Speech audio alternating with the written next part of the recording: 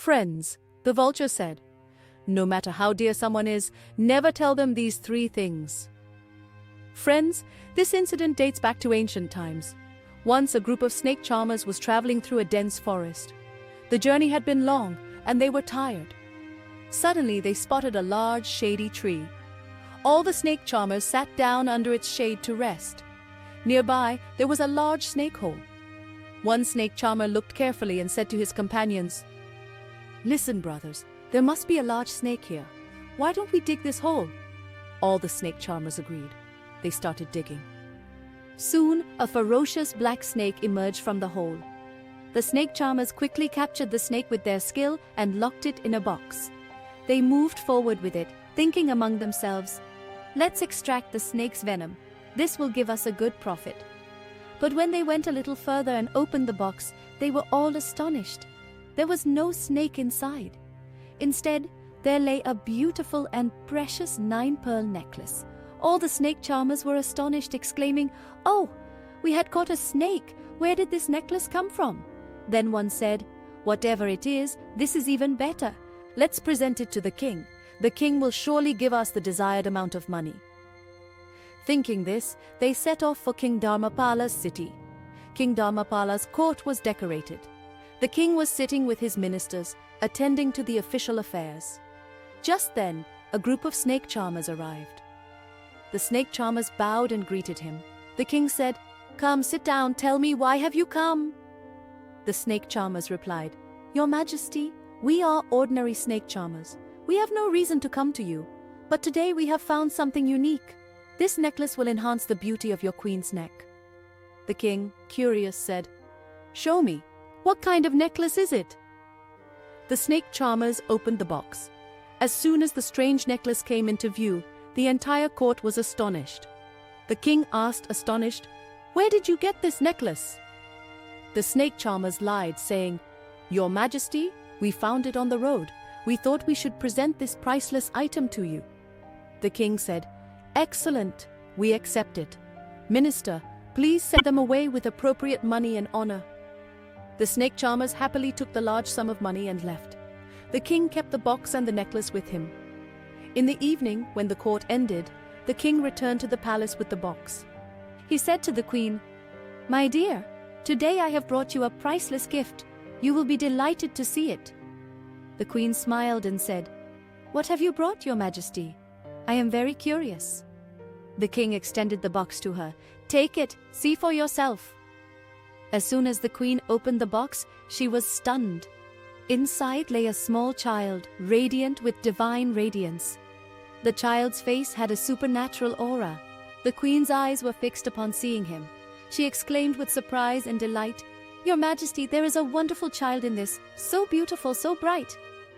The king, astonished, said, "No, Queen, there was a 9-pearl necklace in it. How did this child come in?" He looked into the box himself and was truly astonished. Now his heart was filled with joy, for the king and queen had no children. The king said emotionally, "This is surely a blessing from God. From today on we will raise him as our son. But remember, no one should know this secret." The queen nodded in agreement. But at the same time, some maids in the palace were listening to this conversation. The queen asked curiously, "Your Majesty, where did you get this child? Who gave him to you?" The king smiled and said, "Queen, a group of snake charmers came to the court. They presented us with a 9-pearl necklace in a box. But when I arrived at the palace, by God's grace, the necklace had transformed into a beautiful child. From today on, this is our son, and he will be the heir to our throne." From that day on, the king and queen began raising the child as their own. Sometime later, the king announced in the court, "Our queen has given birth to a beautiful son." Hearing this, the entire population erupted in joy. A celebration was held in the city. The king and queen were also extremely happy and began raising the child with great affection. Time passed. The child gradually grew up and entered adulthood. He was now marriageable. One day, the king said to the queen, "Dear, our son is now marriageable. We must find a suitable bride for him." The queen agreed and said, "Your Majesty, why delay? This is a very auspicious undertaking. Please marry our son as soon as possible." Adjacent to King Dharmapal's kingdom was another kingdom ruled by Virendra Pratap. His daughter's name was Princess Shobita. Princess Shobita was extremely beautiful and virtuous. From birth, her father had taught her all the sciences. Therefore, she was proficient in 16 sciences. King Virendra Pratap thought, "Now is the time to marry my daughter to a worthy groom." He summoned the priest to his court and said, "Priest, take these materials for the Kanya Tika, bride's vows, and find a prince worthy of my daughter Shobita. Perform his tilak, vermilion mark. Then finalize the marriage." The priest began traveling through various kingdoms with the Kanya Tika, bride's vows. He visited many kingdoms, but he could not find a prince as radiant and worthy as Shobita. Finally, exhausted, he arrived in King Dharmapal's city. At that time, King Dharmapal's court was in session. Upon the priest's arrival, the king respectfully welcomed him and asked, "Who are you and where have you come from?" The priest replied with folded hands, "Your Majesty, I am the priest of King Virendra Pratap. I am looking for a suitable groom for your daughter Shobhita's Kanya Tika ceremony. I heard that your prince is eligible for marriage, so I have come here." King Dharmapala proudly replied, "Yes, we have a son. He is very handsome and worthy." The king presented his son to the priest. The priest was delighted to see the prince and said, "This prince is perfect for our princess. He is the perfect groom." The priest performed the Tika ceremony right there, finalized the marriage proposal and returned. Sometime later, the auspicious moment for the wedding arrived. King Dharmapala dressed his son like a groom and, with a grand wedding procession, arrived at King Virendra Pratap's kingdom. King Virendra Pratap gave them a grand welcome. The marriage of Princess Shobita and the prince was solemnized with all the rituals. King Dharmapala returned to his capital, overjoyed, with his son and new bride. Time passed. One day the queen said to the king, "Your Majesty, we should now hand over the reins of the kingdom to our son. This will give him experience in the affairs of the kingdom." King Dharmapala agreed, and that very day declared his son the crown prince. Now King Dharmapala felt at peace. The prince began to rule the kingdom with great wisdom and skill. One day, Princess Shobhita was conversing with her maids in the palace. Then a maidservant whispered, "Your Majesty, if you permit, may I ask you something? You must ask your husband, the prince, who his parents are." Hearing this, the princess was shocked. She exclaimed in surprise, "What are you saying? Isn't our husband the son of King Dharmapala?" The maid bowed her head and said, "No, princess, you're mistaken. I don't know who the prince's real parents are, but I do know that he's not the son of King Dharmapala and the queen. If you don't believe me, you can ask him yourself." Now, a seed of doubt was sown in Shobita's mind. She thought, "When the prince returns to the palace this evening, I will certainly ask him about this secret." When the prince returned to the palace that evening, Shobita bowed to him, remained silent for a moment, and then said, "Your Majesty, I want to ask you a question." The prince smiled and said, "Ask, my love. What do you want to know?" Shobita took a deep breath and said, "Tell me, who are your parents? What lineage do you belong to?" Hearing this, the prince was startled. He said in a serious tone, "Queen, what are you saying? Have you lost your mind? King Dharmapala and the queen are my parents." But Shobita replied firmly, "No, your Majesty. You're hiding something from me. I swear by Mother Ganga, you must tell me the truth today." The prince was now in a dilemma. He thought, surely someone has provoked her. She won't confess without asking. He tried to reason with the queen. "Madam, you're harboring unnecessary illusions. I am the king's son. Why are you disturbing me?" But Shobita remained adamant. She said firmly, "No, your Majesty, you must tell me this today. If you don't tell me the truth, I won't even eat. I'll understand that you don't truly love me."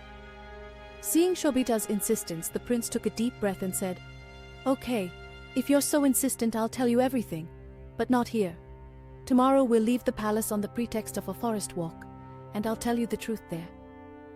The next day, the prince and Shobita left the palace in a chariot and arrived at the banks of a quiet river. Seeing the river, Shobita asked, "Your Majesty, why have you brought me to this river? Do you have any connection with this river?" The prince replied in a serious tone, "Queen, I'm telling you for the last time, there's still time. Don't ask me about my lineage, otherwise you'll regret it." Friends, it's rightly said, the stubbornness of a child and the stubbornness of a beloved are very difficult things. Despite the prince's repeated persuasion, Shobita refused. She said sternly, "No, my lord, no matter what, I won't agree until I ask this question. I must know which lineage you belong to." The prince bowed his head and slowly began to descend into the river. Wading into the water, he said again, "Queen, please agree. There's still time. This question will take you away from me forever." But Shobita remained firm. She said, "No, my lord, I won't back down. Only today will I find peace after knowing the truth." The prince now moved deeper. When he reached his chest deep in water, there was sadness in his eyes and pain in his voice. He said, "Queen, this question of yours could separate me from you forever." The princess replied, "No matter what happens, you must reveal this secret to me." The prince moved further. When he reached water up to his face, he said softly, "Queen, you still have time. Don't try to find out who I am." But the queen persisted. Finally, the prince assumed his true form. He transformed into a divine serpent. His huge hood rose above the river's surface and shone above the water. The princess was stunned by this. Moments later, the serpent prince disappeared into the river and never emerged again. Princess Shobita was distraught. She searched all along the riverbank, calling out, crying, but there was no sign of the prince. Time passed, but her husband in serpent form never returned. A distraught Shobita finally said to her charioteer, "Let's return to the palace. We must inform the king that the prince has drowned in the river." The charioteer relayed this tragic news to King Dharmapala. Upon hearing this, the old king's heart was filled with grief. He immediately ordered his soldiers, "Go, search the depths of the river. Find my son's body at all costs." The soldiers cast nets throughout the river, diving deep into the depths, but to no avail. The king, queen, and Princess Shobita herself reached the riverbank. Even after hours of searching, there was no sign of the prince. Disappointed, they all returned to the palace.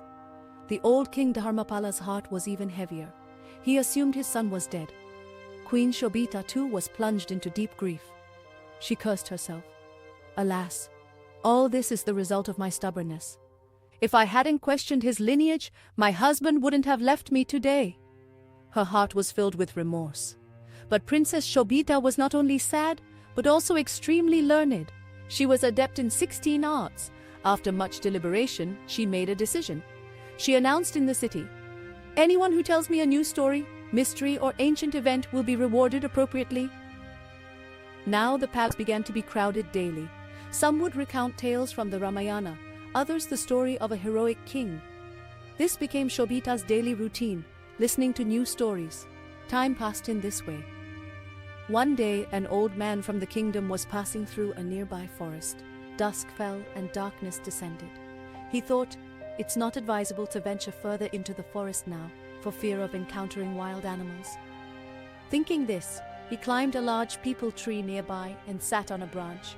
The night deepened. The old man, overcome with fear, was unable to sleep.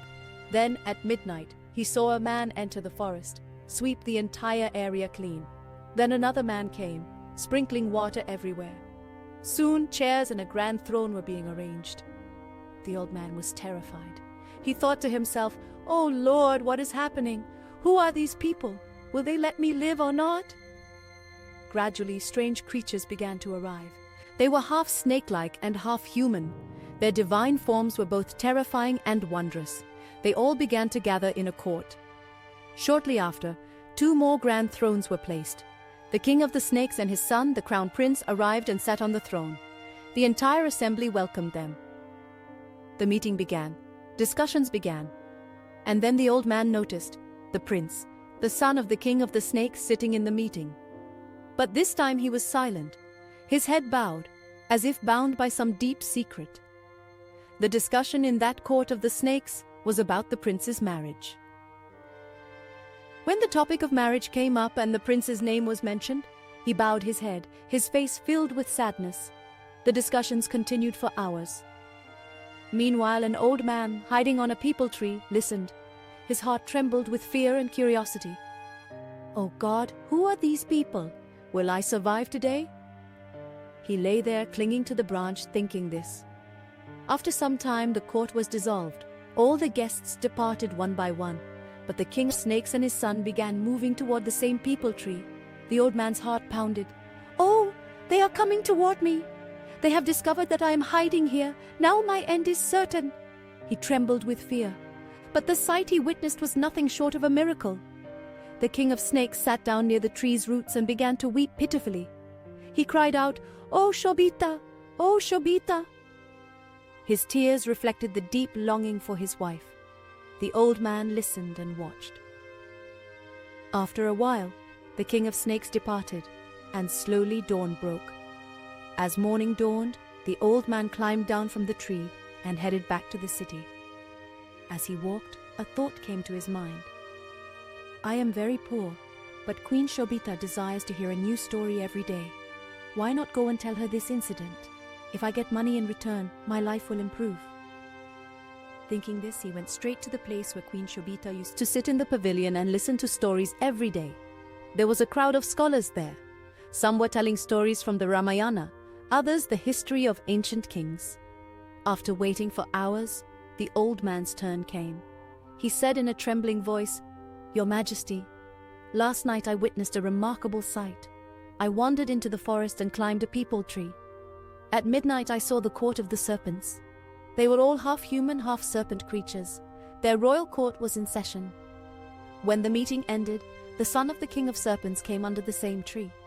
He dismounted from his chariot and sat near a root, lamenting, 'Oh, Shobita! Oh, Shobita!' After crying for a while, he suddenly disappeared. Hearing this, Queen Shobita's eyes filled with tears. Her heart pounded. She said to the old man, 'Father, I will give you so much wealth that your generations can live and eat, but in return, take me to the place where you saw my husband.' The old man, frightened, said, 'No, princess, I will not go there. Going there poses a grave danger to my life.' Shobita said firmly, 'No, Baba, you must come with me there. Don't worry, I will take you safely.' With that, she filled a bag with gold coins and handed it to the old man. 'Here, Baba, this is just the beginning. If you take me there, I will give you even more gold.' The old man's eyes lit up. Greed and the glitter of wealth overpowered his fear. He said happily, 'Okay, princess, I will take you there.' Then he took Shobita to the same dense forest. Pointing to a huge peepal tree, he said, 'Princess, look, this is the place. I saw everything with my own eyes while sitting on this very tree.' Queen Shobita said firmly, 'So, Baba, today I too want to see my husband with my own eyes.' The old man shook his head in fear, but eventually they both climbed the same peepal tree and waited. The entire night passed with no court held nor any snake coming. Furious, Shobita scolded the old man, 'Baba, you lied. I can punish you severely for this.' In a trembling voice, the old man replied, 'No, Your Highness, I only told you what I saw. I don't know why the scene didn't happen today.' Disappointed, Shobita returned to the palace. Meanwhile, the old man remained restless. What was the special situation that night? This question tormented him. He consulted astrologers. They calculated and told him it was a full moon day. The moon was fully risen. At such times, gods and serpents often hold their meetings. It's possible you saw the same scene. Now the old man understood. He decided to go again on the next full moon, taking the queen with him. The queen had also said to him, 'If you show me this scene, I will give you immense wealth.' Time slowly passed. The full moon day arrived. The old man reached the palace and said, 'Your Highness, today is the same date. Come with me. I will show you everything.' Shobita, filled with a mixture of excitement and fear, set off with the old man. They reached the forest and huddled in the roots of a peepal tree. As midnight approached, the same wondrous scene unfolded. First came the sweeper, then water was sprinkled, then lamps and seats were set. Gradually, strange snake men began arriving. The old man whispered, 'Your Majesty, look carefully. This is what I saw before.' The queen's eyes widened. Just then, a divine chariot descended into the hall. From it stepped the same snake prince. He was half snake-like and half human, and his face was the same, the sight of which made Shobita's heart ache. This "This is my husband," Shobita said to herself. The meeting continued. Shobita's mind was restless. After 3 or 4 hours, the meeting ended. Everyone left. Then the Naga prince sat down in the roots of the peepal tree and began to cry in a pitiful voice, "Oh Shobita, oh Shobita." Shobita could not bear to see her husband in this state. She broke her concealment and reached out and grabbed his hand. Suddenly, the prince was startled to see his wife in front of her. "Queen, you," Shobita said with tears in her eyes. "Yes, me. I endured so much suffering to get you. Now I will not let you go anywhere." The prince said in a pained voice, "No, Queen. It is too late now. You cannot get me. These meetings are held only for my marriage. My father has decided to arrange my marriage at the 3rd meeting. And when the marriage is finalized, how will I be able to live with you? I must live with my wife." Tears were flowing from Queen Shobita's eyes. She said in a pained voice, "You have abandoned me. How many times that day I begged you not to ask me about my lineage, but you refused. Is this the punishment for my stubbornness?" The prince looked at the queen. His eyes were filled with remorse, but his voice was firm. "Queen, now is not the time to cry. If you truly want me, I will tell you a solution. Perhaps that will bring us back together." The queen wiped her eyes and said firmly, "I will do whatever you suggest, but promise me you won't abandon me after that."